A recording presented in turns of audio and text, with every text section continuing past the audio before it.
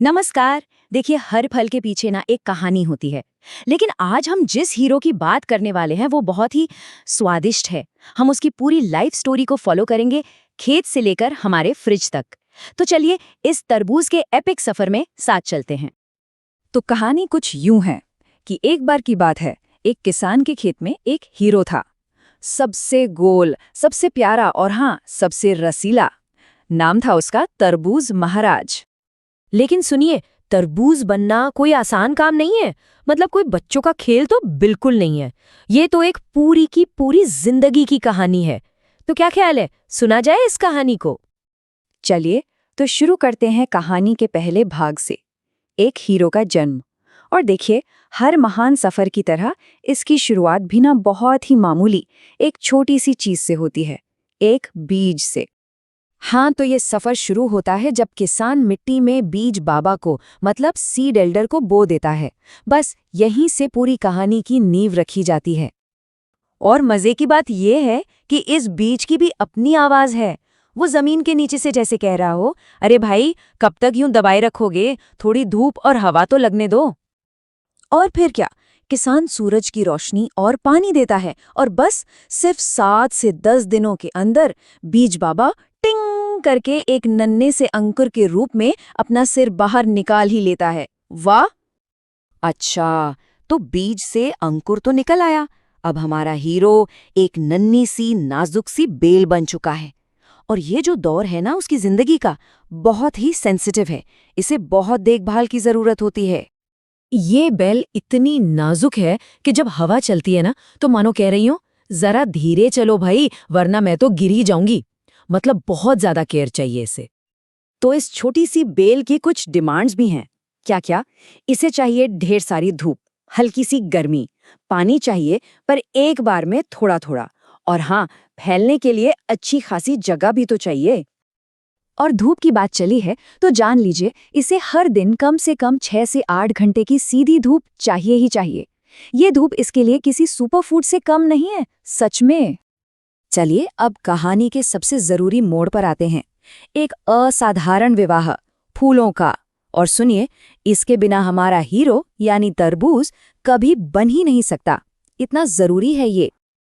देखिए, होता क्या है कि बेल पर दो तरह के फूल खिलते हैं। एक है नर फूल जो पहले आता है और पराग बनाता है, और दूसरा है मादा फूल जिसे फल बनाने के लिए उसी पराग की सख्त जरूरत होती है। अब अकेला नर फूल बेचारा उदास होकर कहता है, अरे भाई, मेरी तो शादी ही नहीं हो रही। और ये वाकई एक बड़ी समस्या है, क्योंकि अगर शादी नहीं हुई तो फल कैसे बनेगा। लेकिन घबराने की कोई बात नहीं। तभी एंट्री होती है एक और हीरो की, हमारी मधुमक्खी बहन। वो आती है, नर फूल से पराग लेती है और उसे सीधा मादा फूल तक पहुंचा देती है। और बस हो गया फूलों का विवाह संपन्न। और इसी के साथ एक नन्हा सा तरबूज बनना शुरू हो जाता है। तो नन्हा फल तो अब बन गया। अब शुरू होता है इसका एक बॉडी बिल्डर बनने का सफर। शुरू में तो ये फल इतना छोटा, इतना सूखा सूखा होता है कि कोई भी देखकर कहे, अरे ये कभी बड़ा भी होगा क्या। लेकिन सिर्फ 10 से 12 दिनों में सही डाइट और भरपूर धूप की मदद से ये एक गोल मटोल चैंपियन बन जाता है ना कमाल। और अब हम पहुंच चुके हैं कहानी के ग्रैंड फिनाले पर। महीनों की मेहनत के बाद आखिरकार वो पल आ ही गया है जब हमारा हीरो दुनिया के सामने आने के लिए बिल्कुल तैयार है। एक नन्हे से फल से लेकर पूरी तरह से पककर तैयार होने तक इस पूरे प्रोसेस में करीब करीब 45 से 60 दिन लग जाते हैं। मतलब सब्र का फल वाकई मीठा होता है। तो 45 से 60 दिनों के बाद हमारा हीरो एकदम चमक रहा है। पर सवाल ये है कि किसान को कैसे पता चलता है कि ये सच में अंदर से भी तैयार है या नहीं। इसका जवाब है साउंड टेस्ट।